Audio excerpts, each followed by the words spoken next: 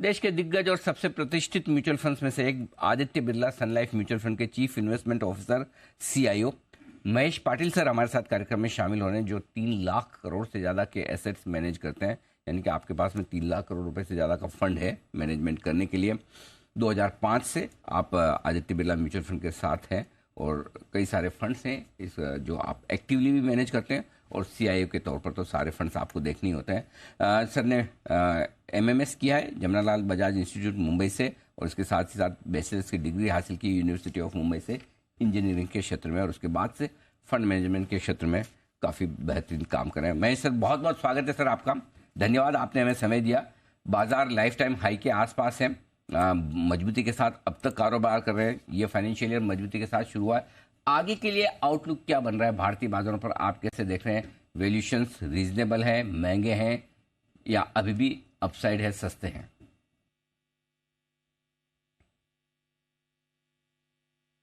मैं सर शायद आपका ऑडियो हम तक पहुंच नहीं पा रहा है, शायद म्यूट है, एक बार जरा सा चेक करें प्लीज। क्या? जी सर, अब सुन पा रहा हूँ। Good morning Anil ji. जी sir, good morning. So market last 2 month से मार्केट्स में काफी अच्छी एक चढ़ाव आया है मार्केट में, और ओवरऑल आई थिंक एक तो डोमेस्टिक जो ग्रोथ है, राइट, वहां पे अभी जो नंबर्स है रिसेंटली जीडीपी नंबर्स वो भी काफी स्ट्रांग थे। तो हमें दिख रहा है कि इंडिया की जो ग्रोथ स्टोरी है वो काफी हद तक सही आई मीन ट्रैक पे चल रही है।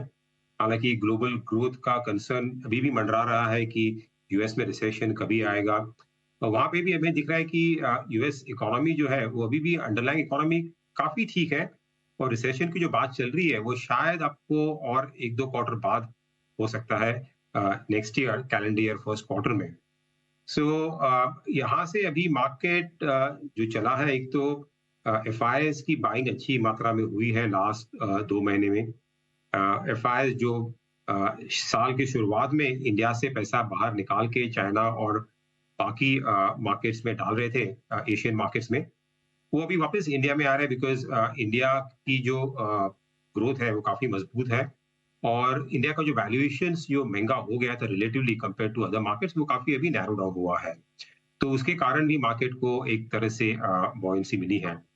बट अभी यहाँ पे इस लेवल पे, जैसे आपने ठीक बात की, मार्केट अभी वापस पीक टाइम पे आया है, लेकिन जो अर्लियर पीक हुआ था मार्केट का वो लगभग 18 महीने हुआ था, अक्टूबर 21 में हुआ था।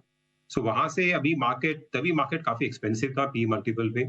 अभी उस दौरान मार्केट में जो अर्निंग्स ग्रोथ है कंपनीज की, जो निफ्टी की अर्निंग्स ग्रोथ है, वो लगभग 25 और 27% से ग्रो हुई है। सो वैल्यूएशंस अभी मार्केट्स के देखे जाए तो लॉन्ग टर्म जो एवरेज है 10 ईयर का जो एवरेज है उसके आसपास ही है, थोड़ा उससे ऊपर होगा वैल्यूएशंस। तो मार्केट अभी कुछ में सस्ता भी नहीं है, ज्यादा एकदम महंगा भी नहीं है, आई मीन परफेक्टली प्राइस ऐसा लग रहा है। तो यहाँ से अगर मार्केट की अगर रिटर्न्स देखें तो जो कंपनीज की जो अर्निंग्स ग्रोथ है उसके अंडरलाइंग ग्रोथ के हिसाब से ही मार्केट में रिटर्न मिलने की गुंजाइश है। और अगर कंपनीज की अर्निंग्स ग्रोथ की अगर बात की जाए तो अभी जो FY23 ईयर खत्म हुआ फाइनेंशियल ईयर, सो वहां पे ग्रोथ लगभग 15% थी, और काफी सेक्टर्स में उसमें पार्टिसिपेट किया, जिसमें बैंकिंग सेक्टर एक प्रमुख सेक्टर था जहां पे अच्छी ग्रोथ थी। आगे जाते हुए ये FY24 फाइनेंशियल ईयर में हमें इनिशियली पहले डर लग रहा था कि कुछ अर्निंग्स डाउनग्रेड होगी, बिकॉज ग्रोथ की कंसर्न थी ग्लोबल ग्रोथ की, बट ज्यादा डाउनग्रेड्स कुछ आए नहीं है। हमें अभी भी FY24 में भी अर्निंग्स ग्रोथ है निफ्टी की, वो लगभग 13% तक दिख रही है, और ये ग्रोथ को ड्राइव करेंगे सेक्टर जैसे बैंकिंग एंड फाइनेंशियल सेक्टर है, ऑटो सेक्टर है, रियल एस्टेट सेक्टर है, FMCG सेक्टर है, जहाँ पे भी मार्जिन इंप्रूवमेंट की गुंजाइश है।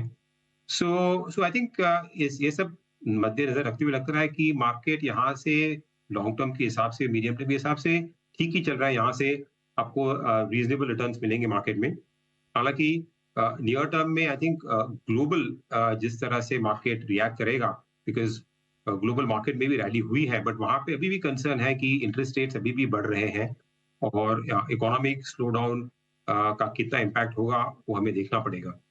सो शॉर्ट टर्म में शायद कुछ करेक्शन ग्लोबल आ सकती है, उसके कारण यहाँ पे माइल्ड करेक्शन आ सकती है, बट ओवरऑल ट्रेजेक्टरी तो अच्छी ही है। और एक पॉजिटिव है कि ऑयल प्राइसेस के जो आई मीन 2 महीने पहले काफी ऊपर आए थे वो वापस नीचे आए हैं, और लग नहीं रहा है कि कमोडिटी ओवरऑल कमोडिटी जो प्राइसेस है वो काफी नीचे है, और इंडिया एक इंपोर्टर ऑफ कमोडिटी है, राइट? तो उसका बेनिफिट भी इंडियन इकोनॉमी और इंडियन कंपनीज को मिल सकता है।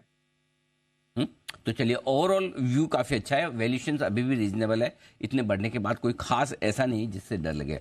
सर, अमेरिका पर और ग्लोबल मार्केट्स पर आपसे राय लेना चाहता हूँ। कल से फेड की बैठक भी शुरू होगी, ब्याज दरों पर पॉज होने की बातें भी कही जा रही है। कैसे देख रहे हैं वहाँ के बाजारों को, और वहाँ का हम पर क्या असर रहेगा? तो यूएस की जो अंडरलाइंग इकोनॉमिक ग्रोथ है वो अभी भी ठीक है, हालांकि कुछ पॉकेट्स में स्लो डाउन हो रही है, और इन्फ्लेशन का जो उनका टारगेट है फेड का, जो लेके आ 2% तक, हालांकि इन्फ्लेशन अभी काफी नीचे आ रहा है, बट उसको 2% तक लाने के लिए शायद उनको और एक रेट हाइक करनी पड़ेगी। और और हम आई मीन हमारी ये व्यू है कि मार्केट हालांकि एक्सपेक्ट कर रहा है कि यहाँ पे रेट कट्स चालू होंगे दिस कैलेंडर ईयर के एंड तक, बट हमें लग रहा है कि एक रेट हाइक के बाद शायद पॉज होगा, और पॉज शायद लंबे अरसा तक रहेगा जब तक इन्फ्लेशन जो है आई मीन कन्विंसिंगली 2% के आसपास ना आ जाए। और इसके कारण जो टाइटनिंग हो रही है और चल रही है, हालांकि आपने देखा होगा कि इवन यूरोपियन और जापान ने भी इंटरेस्ट रेट्स बढ़ाए थे। सो तो थोड़ी I think second I mean जैसे जैसे हम ये साल के एंड तक जाएंगे कैलेंडर ईयर, और थर्ड क्वार्टर ऑफ और फोर्थ क्वार्टर दिस कैलेंडर, वहां पे हमें वो स्लोडाउन का इम्पैक्ट आएगा, और तभी शायद मार्केट में वोलेटिलिटी वापस बढ़ सकती है। अभी मार्केट काफी बिनाइन है, अभी विक्स इंडेक्स देखोगे तो काफी नीचे है, but I think year and में शायद वोलेटिलिटी बढ़ सकती है, और तभी ग्लोबल मार्केट्स में करेक्शन आने की संभावना है, और इंडिया में भी उसका थोड़ा बहुत असर तो अपने को देखना मिलेगा। ओके, तो ये आपके लिए अमेरिका का हाल पूरा का पूरा, जहाँ पर फेड की मीटिंग भी होने की तैयारी में।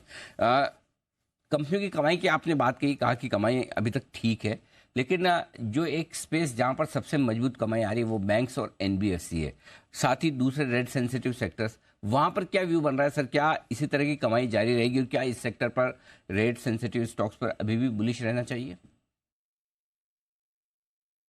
इंडिया की जो रेट्स पॉलिसी रेट्स हमें लग रहा है कि वो यहाँ पे पॉज लेंगी, और धीरे धीरे उसका जो ट्रांसमिशन है रेट इंक्रीज का इकोनॉमी में डिस्ट्रीब्यूट होगा। तो बैंक्स को हमने देखा कि जैसे रेट्स इंक्रीज हो रहे थे तो बैंक्स को पहला मुनाफा उसका बेनिफिट मिला, उनकी जो नेट इंटरेस्ट मार्जिन है वो बढ़ गई, हालांकि क्योंकि बैंक्स के जो लेंडिंग रेट्स है वो इमीडिएटली बढ़ जाते हैं, बिकॉज अभी बैंक्स के रेट्स रिपो जो रिवर्स रिपो रेट है उसके साथ काफी हद तक लिंक्ड है, और डिपॉजिट कॉस्ट अभी धीरे से बढ़ रही है।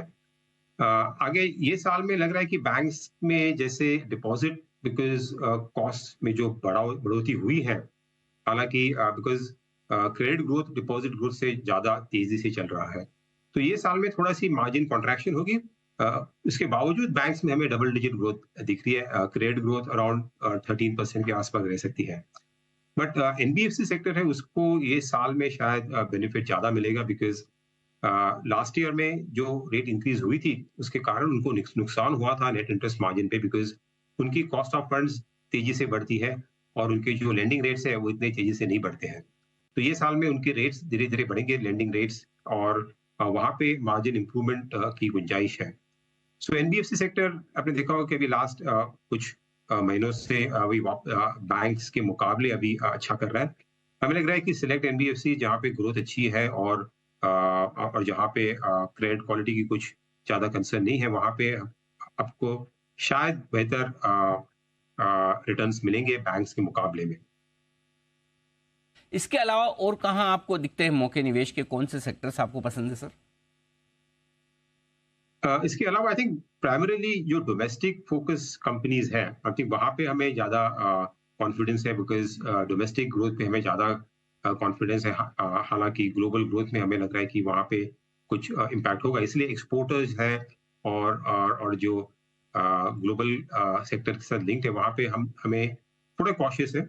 और डोमेस्टिक सेक्टर में लिंक ग्रोथ जैसे कि सेक्टर्स हुआ कि कंज्यूमर सेक्टर है, वहां पे हालांकि अभी भी थोड़ी रिकवरी स्लो है, और मॉनसून एक इम्पॉर्टेंट फैक्टर रहेगा कि कैसा गुजर रहा है, हालांकि मॉनसून अभी थोड़ा डिले है, बट ये साल हमें लग रहा है कि गवर्नमेंट का फोकस रूरल इंडिया पे रहेगा। इलेक्शन है नेक्स्ट ईयर में, तो उसको उनको रूरल इकोनॉमी को काफी बेहतर रखना पड़ेगा।